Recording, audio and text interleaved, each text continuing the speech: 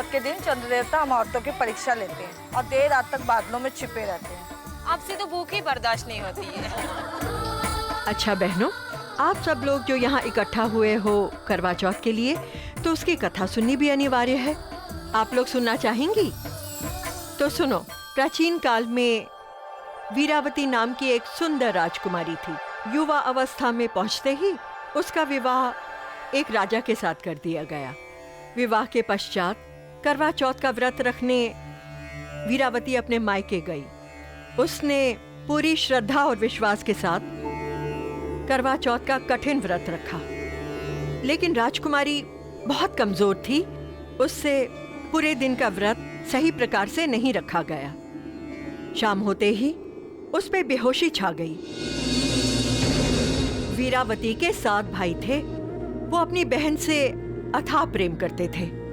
उनसे अपनी बहन की व्यथा देखी नहीं गई। उन्होंने क्या किया पता है? उन्होंने छल से उसका व्रत तोड़वा दिया। सामने की पहाड़ी पर आग जलाकर उन्होंने कहा कि वो देखो चांद निकला है। वीरावती बेचारी भोली थी, उसने उसे सच समझ लिया और अपना व्रत तोड़ दिया। उसी समय उसे समाचार मिला कि उसके पति की मृत्यु हो गई। अब शोकग्रस्त वीरावती जब महल की तरफ चली तो रास्ते में उसे शंकर भगवान और माता पार्वती मिले। माँ पार्वती ने उसे बताया कि तुम्हारे पति की मृत्यु इसीलिए हुई कि तुमने नकली चांद देखकर अपना व्रत तोड़ा। ये सुनकर वीरावती बहुत दुखी हुई और उसने पार्वती माँ से क्षमा मांगी। पार्वती माँ ने उस पर दया करके उसे उसके पति के जीवन का आश्वासन दिया, लेकिन साथ में ये भी कहा कि वो सदा बीमार रहेगा। वीरावती जब अपने महल पहुंची तो उसने अपने पति को मूर्छित अवस्था में पाया और देखा कि उसके शरीर पर सैकड़ों सुइयां चुभी हुई हैं। वीरावती ने विश्वास नहीं खोया। वो प्रतिदिन अपने पति के शरीर से एक एक सुई निकालती। 1 साल बाद जब फिर करवा चौथ का व्रत आया तो वीरावती ने देखा कि उसके पति के शरीर में केवल 1 सुई बाकी है। वो पूजा की सामग्री लेने बाजार गई तो पीछे से नौकरानी ने राजा के शरीर में से वो आखिरी सुई निकाल दी। राजा जब होश में आया तो उसने नौकरानी को अपनी पत्नी समझा। वीरावती ने वापस आकर देखा तो बहुत उदास हुई और वीरावती को नौकरानी का दर्जा दे दिया गया। लेकिन फिर भी उसने पूरे विश्वास के साथ अपना व्रत पूरा किया। जानते हो फिर क्या हुआ? राजा किसी पास के देश जाने वाला था तो उसने अपनी पत्नी, जो कि नौकरानी बन गई थी, उससे पूछा कि मैं तुम्हारे लिए क्या लाऊं? तो वीरावती ने कहा कि उसे एक तरह की 2 गुड़ियां चाहिए। राजा ने उसकी मांग पूरी की। जब वीरावती को गुड़ियां मिली तो वो रोज एक ही गान गाती। गोली की रोली हो गई, रोली की गोली हो गई। यानी कि रानी नौकरानी हो गई और नौकरानी रानी हो गई। अब राजा रोज ये सुनता था। उसने अपनी नौकरानी, जो कि उसकी पत्नी थी, उससे पूछा कि तुम यही गाना रोज क्यों गाती हो? तब वीरावती ने अपनी दुख भरी कहानी राजा को सुनाई। राजा को ये सुनकर अथाह दुख हुआ और उसने अपनी रानी से क्षमा मांगी और फिर से उसे अपनी पत्नी स्वीकार किया।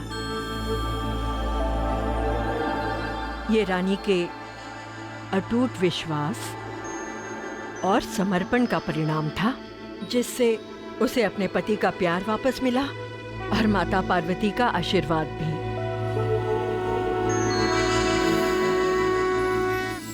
चलो थालियों की विधि आरंभ करो। प्रिया पिया, जाओ बेटा, जाकर देख के आओ घर के सारे जेंट्स वापस आए हैं कि नहीं। बड़ी माँ, आज तो सब लोग जल्दी ही घर वापस आ गए हैं और वो लोग भी बेसब्री से चांद निकलने का इंतजार कर रहे हैं। लेकिन मुझे लगता है कि अब चांद निकलने में करीब 1 घंटा तो बाकी है। तो भाभी क्यों ना टाइम पास के लिए कुछ नाच गाना हो जाए। ये तो बहुत अच्छा आइडिया है। अच्छा ही नहीं, सुपर हिट आइडिया है, क्योंकि आज हमने स्पेशल गेस्ट को इनवाइट किया है। कुछ ऐसे गेस्ट जिन्हें मिलकर और जिनका गाना सुनकर आप सब बहुत खुश होंगे। और आज के हमारे वो स्पेशल गेस्ट है सारेगामापा के कंटेस्टेंट्स पूनम और मौली। इस खूबसूरत गाने के बाद अब बारी है डांस कंपटीशन की। बट सॉरी, आप लोग इस डांस कंपटीशन में पार्ट नहीं ले सकते हैं, क्योंकि क्या है ना, ये भारी साड़ियाँ, ये गहने, उफ छोड़िए, इन सब चीजों के साथ डांस करना आपके बस की बात नहीं है। ऐसा करते हैं, आज सिर्फ रिया और मैं हम डांस करेंगे। तुम्हें किसने कहा कि डांस करना हमारे बस की बात नहीं है? मुकाबला करोगी तो हो सकता है हम तुम्हें हरा सकते हैं। अच्छा, चलो नैना, आज इन लड़कियों को भी दिखा दे कि हम इनसे कम नहीं। अब सिमरन, मुझसे नहीं होगा। कम ऑन नैना, हमारी इज्जत का सवाल है। भाई साहब, हमने तो सुना था भूखे पेट भजन भी ना होए, पर कमाल है, इस घर की औरतों ने तो भूखे पेट भी इतना शोर मचा रखा है। चाहे कुछ भी हो जाए, औरतों की आवाज कभी बंद नहीं होती। बिल्कुल। पापा, लग रहा है ये लोग ऊपर बहुत मजे में नाच गाना कर रहे हैं। चाचा जी, क्यों ना हम इन औरतों को थोड़ा ब्लैकमेल करें? वो कैसे? वो ऐसे कि हम जाके इन औरतों से कहते हैं कि अगर उन्होंने हमें इस नाच गाने में शामिल नहीं किया तो फिर चांद नजर आने पर भी हम इन औरतों को नजर नहीं आएंगे। भाई आइडिया तो अच्छा है। हाँ, गुड आइडिया। वैसे भाई साहब, अपना अभिषेक कहीं नजर नहीं आ रहा। अरे भाई, तुमको तो मालूम है कि उसकी शादी हुई नहीं अभी तक, मगर ये सारा इंतजाम उसी ने कर रखा है, होगा कहीं ना कहीं। रोहान भैया, पापा, बड़े पापा, चलिए जल्दी से छत पर चलिए, चांद निकल आया है। चलिए। लो, चांद निकला है, चलें? चलिए, आई आइए।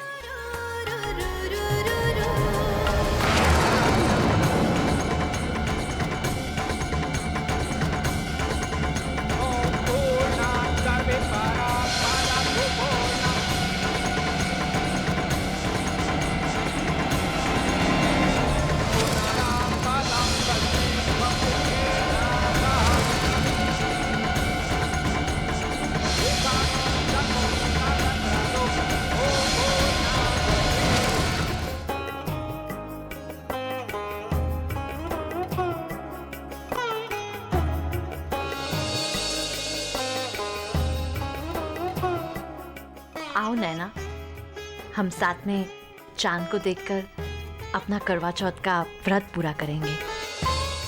मैं अपने पति को देख लूंगी और तुम चांद में अपने पति का चेहरा देख लेना। ईश्वर ने चाहा तो इस करवा चौथ के व्रत के रूप में तुम्हें तुम्हारे पति मिल जाएंगे। आओ। चांद निकल आया, कहाँ है सब लोग?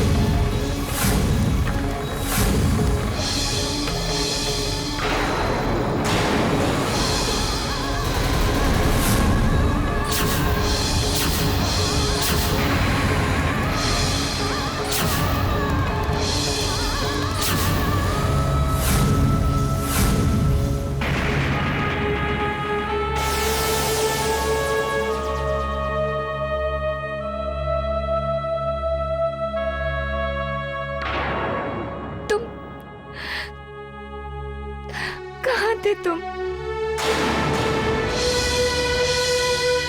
पता है कब से ढूंढ रही हूँ तुम्हें, कहाँ कहाँ नहीं ढूंढा तुम्हें,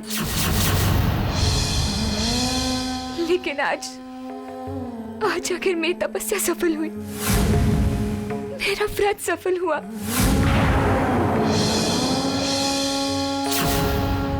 आज तुम मुझे मिले हो, मुझे नई जिंदगी मिल गई।